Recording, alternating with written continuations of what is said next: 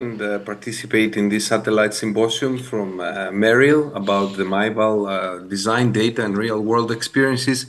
So terribly sorry I cannot be with you. It's the first time I'm missing, and hopefully the last time I miss this wonderful Congress. And congratulations, Yanis, for this initiative. You're really bringing the two specialties together. My task is to present some of the data of this Meril Myval series and some of the evidence, as long as with some experience. So this is a balloon expandable valve that has been designed to accommodate and customize almost and fit to the shape of the native annulus. And hopefully I can show you some data that will approximate the previous case that Adonis Pitchis showed with the single-digit gradients. Indeed, with some of these devices, you can get really single-digit gradients, despite of the fact that they are annular and balloon expandable. What is unique in this series is that there are many sizes, intermediate sizes, and also large sizes. So you can have 30.5, 32, and I know on the pipeline there are projects for 33.5 and 35. Clearly, there are many implants now globally. You can see in over 80 countries. I don't want to spend too much details because there is a live case following that. But what is interesting is that the valve is actually crimped on the balloon, which is very, very interesting. So there's no need to assemble the valve inside the body of the patient. So it is crimped already and is loaded through a sheath, which is 14 French expandable sheath, and is the same for every size, from 20 to 32 millimeters. There are iterations of the devices like the Myval Octa-Core and Octa Pro with the advanced skirt and less metal and less foreshortening, which is the most important thing, in order to have more precise positioning. This is how the Myval original valve looks like, rapid pacing. You have a very specific landing zone. Some foreshortening happens at the bottom of the valve, and then you get typically a result like that with zero or trivial or mild PVL and no gradient. And it's versatile. It can be used in a valve-in-valve position, in the aortic. It has been used even in pure aortic regurgitation, like this case, and of course off-label. It has been used in the tricuspid position in a valve-in-valve. This is a mosaic from our hospital. Even in the pulmonary position, there are many, many cases now, and I know the company is preparing, maybe already prepared a dedicated valve for that. You can see one of them. This is a Magna 27 in a valve-in-valve. And it has been used in the mitral position more and more in a valve-in-valve, valve-in-ring with a lampoon here, or valve-in-mag with a Batman here. So it has been a very versatile platform and used in many, many places, in all four places. What is the evidence? There is a lot of publications now. Of course, many scientific reports, letters, abstracts, case reports, lots of presentations in congresses, but we'll stay in the most important of this publication, the randomized control trials. And this is, of course, the landmark trial that was launched a few years ago. And this was a one-to-one randomization, 768 patients, randomized Myval THV series versus the contemporary THV series. And that was one-to-one Sapien and Evolute platforms. And that was a non-inferiority design trial to compare safety and effectiveness outcomes according to VARC3 criteria. This was a unique trial followed by an Excel nested registry for very large annuli that is almost done. Actually, I got the report now. There are 4 more patients that needed to be recruited in order to complete recruitment. So we're almost there to get to the 100 patients. And the valves that have been used in this trial has been the original Myval THV and the Octa-Core, also Sapien 3 and Sapien 3 Ultra, and the Evolute R Pro FX and Pro Plus. So all the contemporary valves have been used in order to be compared. These are the countries that the trial took place, and we've been very happy to participate in this trial, and in fact we're the top recruiters. The 30-day among the top 10 recruiters. The 30-day outcomes have been published in the Lancet. a year ago. Recently, as we will see, we had the 1 year follow-up outcomes presented in EuroPCR and soon to be published. These are the top 10 recruiters. We're proud to be among the top 10 recruiters in this trial. As you can see from these slides, the primary endpoint, which was a non-inferiority endpoint, was met clearly. So the valve was non-inferior to the contemporary valves, and this was met in any statistical form or analysis. The Larmer trial was important because it was the first head-to-head real-world trial comparing two balloon expandable valves. It has expanded the indication of TAVI to those with complex anatomy. As we will see in some analysis, there were patients with small annuli and bicuspid valves represented in this cohort. There was no exclusion criteria in the recruitment, and the 30-day safety and effectiveness composite endpoints were well reported in this population. Some of the important findings is that the Myval THV series showed significant larger EOAs in especially the 23, 26, and 29 millimeter compared to the Sapien THV series, and almost equivalent to the supraannular self-expanding platform. An interesting observation is that almost in half of these patients, intermediate sizes have been used. And of course, the follow-up of these patients will be continued up to 10 years because we need to get data on the longevity of the Myval series as well as the contemporary valves. Some of the subgroup analysis were also published in the Euro intervention on the 30-day follow-up. Again, the primary endpoint was well documented in this publication. All the safety endpoints like bleeding, mortality, stroke, prosthetic regurgitation, and conduction system abnormalities were also reported in this series, both for the analysis of comparison between the Myval and the Sapien series. As you can see, pacemakers here, there was a lot of discussion about it. It has been 15 versus 17% in these groups, and there were no difference between the two. Again, the same was reported between the Myval and the Evolut THV series in this paper in the Euro intervention, and you can see again non-inferiority was met, and all the subgroup analysis were comparable between the two valves. And the 1 year follow-up were also reported in the EuroPCR. Again, you can see the baseline demographic characteristics of the two populations, typical for contemporary application of TAVI, about 50-50 male and female. Most of the patients have been low or intermediate risk, which is what normally happens in Europe. There was a significant representation, about 30% plus of this population in small annuli and 6 to 7% of bicuspid valves in this cohort.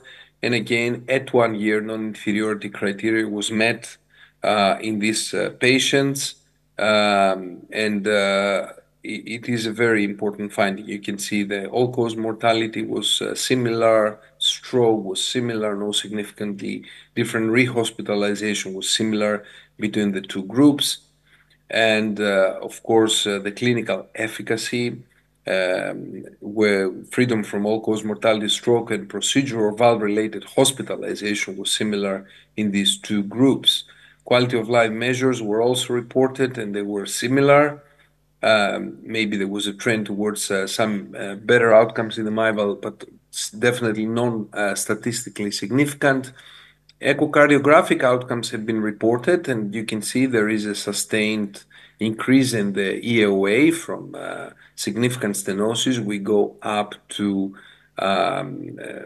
with gradients that are non-important in EOA over 2 square centimeters. That is sustained at 1 year. You can see the effective orifice area at 1 year remains for both platforms, contemporary platform and Myval series the same, and the mean pressure gradients also remain low, which is very important.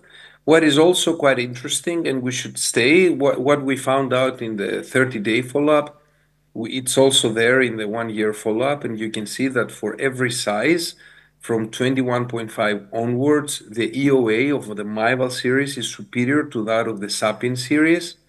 which is sustainable. You can see the two curves open up more as we move to larger sizes, especially 29.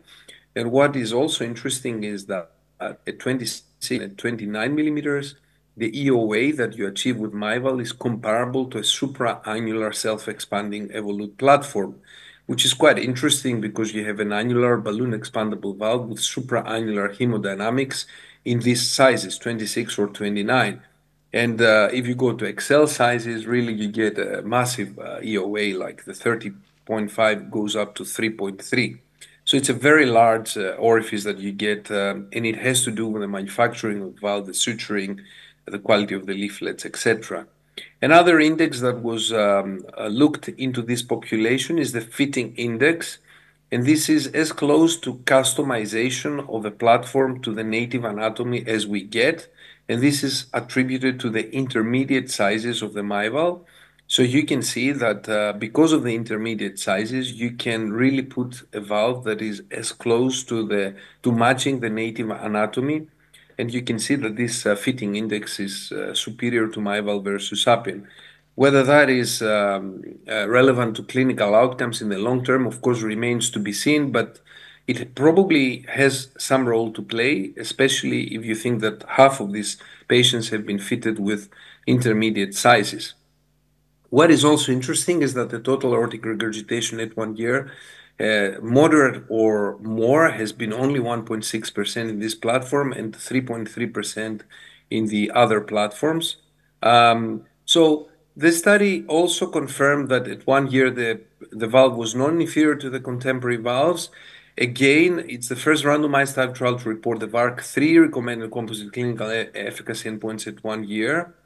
And along with the compared TAVI that we're going to see in a minute, this reinforces the non-inferiority of this Myval THV series to the reference THV with comparable survival, which is actually pretty good, 92.8% in this population versus 92.9% in the contemporary THV series, confirming that at 1 year, in all comers TAVI population, you actually have excellent 1 year survival following TAVI, which is very good. And of course, there's a very low bioprosthetic valve dysfunction at 1 year, 11 versus 13%, which is again zero structural deterioration. This is a good information that reinforces the possibility prospect of long-term outcomes. And all this importance actually emphasizes the confidence that we can have in this new platform as we do for the other contemporary valves that we've been using for some time. A few words about the compared TAVI trial, because in this randomized trial we have 3 years outcomes, and it's important to see. This is a Danish trial. These are the PIs of the trial. The designs was published in American Heart Journal and the outcomes in the Lancet. So it's a randomized trials. And the objective was to compare the short and long-term performance of the balloon expandable TAVI. So it's a head-to-head comparison between Myval THV series versus Sapien 3 series. Again, it's a all-comers study. Over 1,000 people have been randomized in this group, and you can see it's Myval THV, so Myval and octa-core versus Sapien 3, Sapien 3 Ultra. Again, one-to-one randomization. And the primary composite safety and efficacy endpoint with VARC-3. These are the centers that participated in the study. It was a Dane study. And you can see that the primary composite safety and efficacy endpoint again was not significantly different between the two groups. So again, non-inferiority is met in this trial as well, which the conclusion is Myval THV series is non-inferior to the Sapien 3 THV series. And again, secondary endpoints are no different, except from the new pacemaker at 1 year. That was somewhat surprising finding compared to the landmark trial. There was excess pacemaker rates in this trial. We'll have a little bit of a dig into. Again, the hemodynamic graphs showed a similar trend compared to the landmark trial. So you had superior hemodynamic performance of the Myval with significant EOAs and gradients compared to the Sapien 3 THV series. And the 3 year outcomes again were presented at EuroPCR this year and shows no difference between the two groups. So when it comes to looking into the all-comer populations today with the two trials, clearly the Myval THV series is non-inferior to the Sapien 3 series. And again, moderate or severe patient prosthesis mismatch was lower in the Myval THV series compared to Sapien 3. This is because of the superior hemodynamic performance.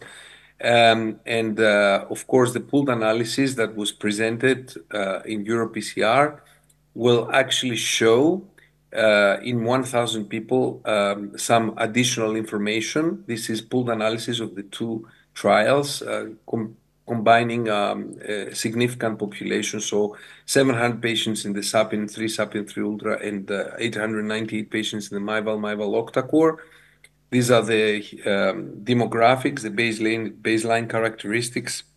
We've seen that in the landmark, the same pattern is actually followed in the pooled analysis as well. Primary composite endpoints show practically no significant difference between the two groups.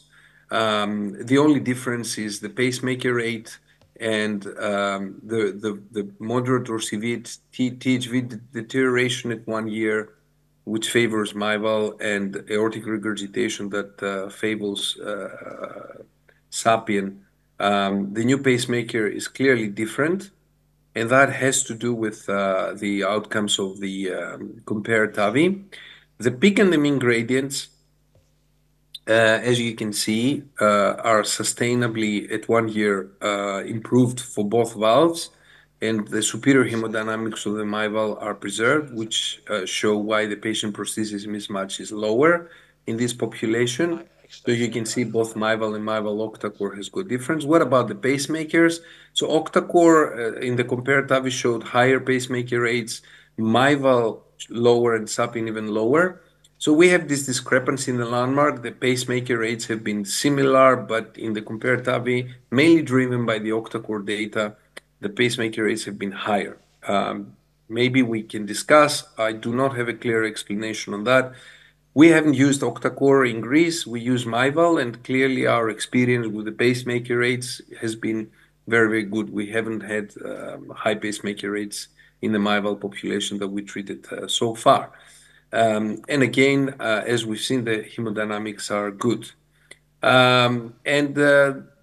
Lastly, there is a Greek study led by Konstantinos Toutoulas and the team that has been a systematic review and meta-analysis of most of this data, including the landmark trial and some registries. You can see the data here, comparing again the two valves. The conclusions from this meta-analysis shows no significant difference in the outcomes, VARC3 outcomes. There was high procedural success rates with Myvals in these registries, lowering hospital pacemaker rates and 30-day pacemaker rates with the Myval series. Of course, this is not consistent with the other findings that we've seen. Reduced vascular complications and lower moderate to severe aortic regurgitation with this group. And you can see some of the results. Of course, there are some limitations that only one randomized trial was included. Most data were observational. There was some significant heterogeneity in some outcomes. Two important subgroup analyses in this group. First, that were presented in EuroPCR. First is Niels Varoyen presented the landmark insights into the small aortic annuli, and we know that when we treat small annuli with balloon expandable valves, it's something to remember. And here you can see that with Myval versus Sapien, Myval versus Evolute, first in the landmark small annuli, the pacemaker rates have been pretty much the same. You can see the numbers. Prosthetic valve regurgitation has been comparable, and the effective orifice area in the small annuli has been superior for Myval compared to Sapien and superior for Evolute compared to Myval. So it all fall into place. So what is the Achilles heel of a balloon expandable valve in very small annuli? And they have been very well defined annuli with area of less than 430. You can see that in small annuli, Myval stands in between the Sapien and the Evolute platforms, which, of course, when we look into some of the data, and we know the SMART data, this is the pattern that we see. They're in between. But what was also shown is the clinical efficacy endpoint was no different between the two platforms or the three platforms. The hemodynamic performance were good, and the results seem comparable to the results from the SMART trial, that we've seen no clinical differences, but of course the hemodynamic differences are there. And one other important insight that I thought was important is the women cohort. So women have small, but their women have larger annuli.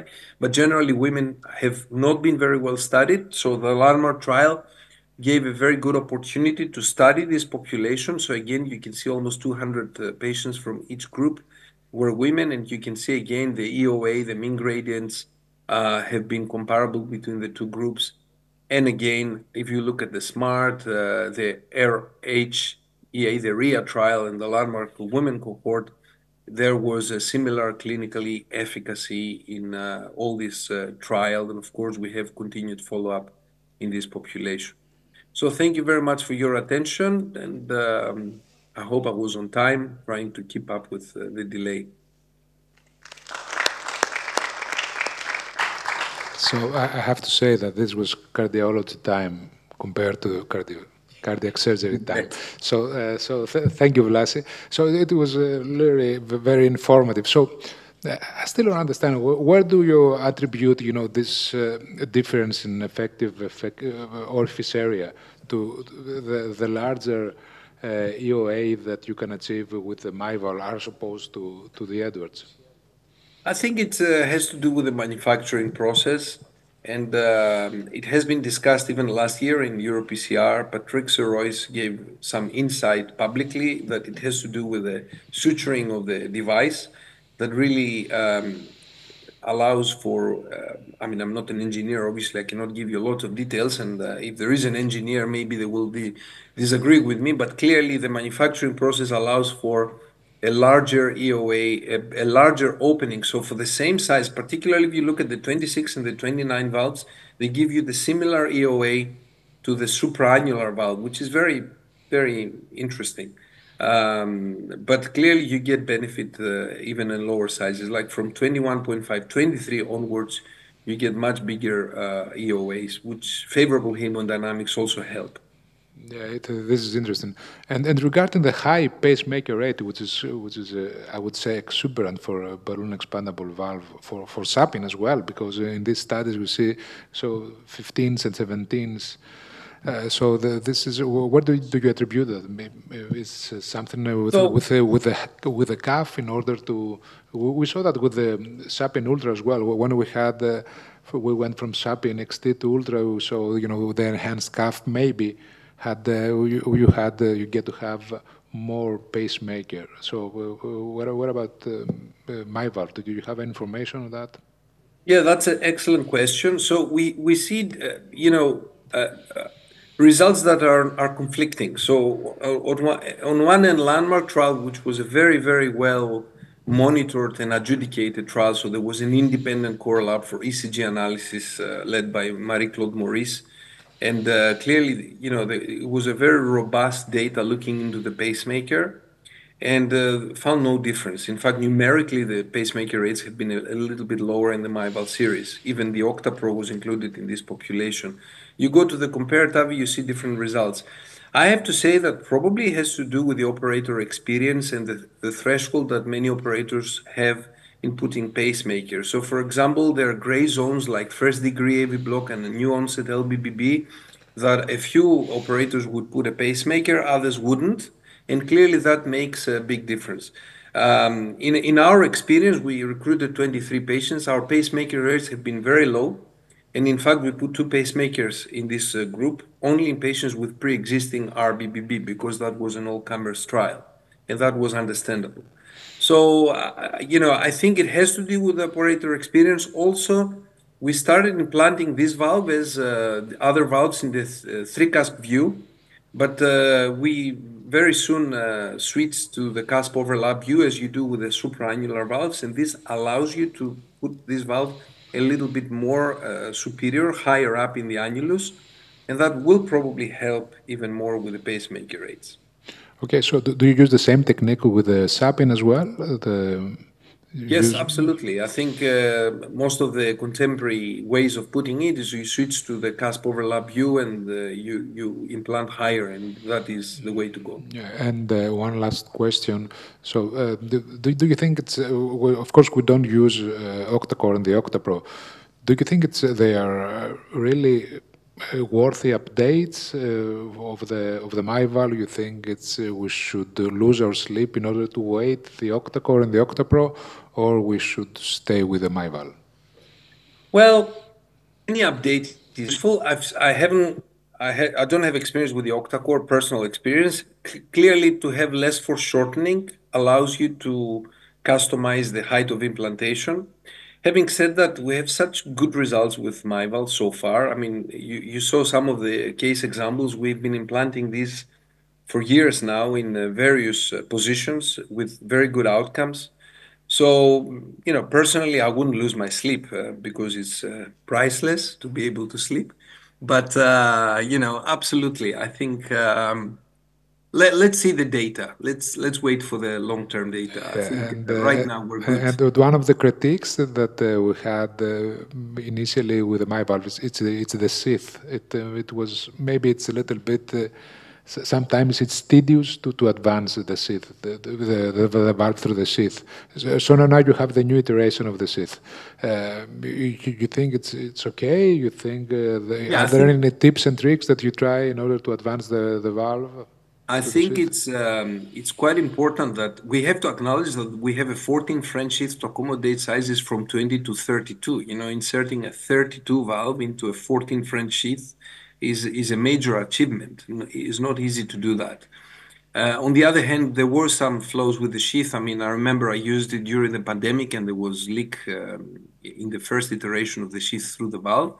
Now is no longer a problem. And it's actually a lot easier to advance and we have a lot less of issues. I think the most important thing is to go smoothly into the artery, try not to rotate too much, and you're good.